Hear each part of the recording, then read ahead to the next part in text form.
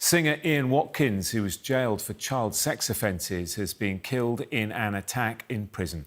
The former Lostprophets singer, who was convicted in 2013, was attacked in Wakefield prison this morning. Our correspondent Alice Porter joins us now. What are the police saying, Alice? Well, we understand this happened earlier this morning by a member of somebody at the prison who attacked Ian Watkins. Now, violence in prisons is, of course, very commonplace, but an attack like this that it resulted in a murder, in a death, is actually incredibly rare. But we understand this is not the first time he's been attacked. He was stabbed back in 2023, not fatally, and clearly that has changed this time, where we understand, according to sources, that a knife was used in this attack this morning. Now, we have got a statement from West Yorkshire Police who say at 9:39 a.m. this morning, police were called by staff at H&P Wakefield reporting an assault on a prisoner.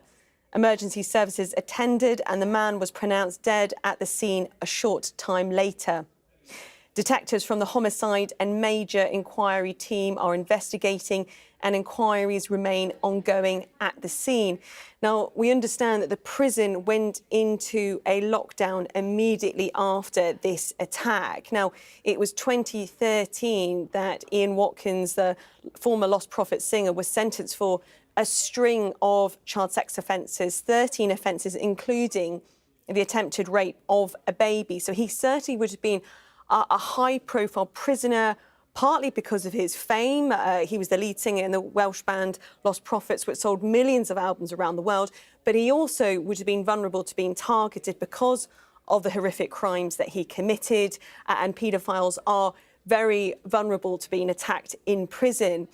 But this attack happened just 2 weeks after a report from His Majesty's Chief Inspector for Prisons. Their representatives came and visited H&P Wakefield in the summer, and they have concluded that there's been a significant rise in violence at the prison. They said a 62% rise in violent incidents and a 72% increase in serious assault since their last inspection in 2022, with some inmates unable to leave their cells. So you get a sense there that there has been a significant increase in violent crime, violent assaults at H&P Wakefield. And unsurprisingly, Ian Watkins, who was sentenced back in 2013 for a string of sexual offences against children, would have been very much a target for any other inmates in the prison.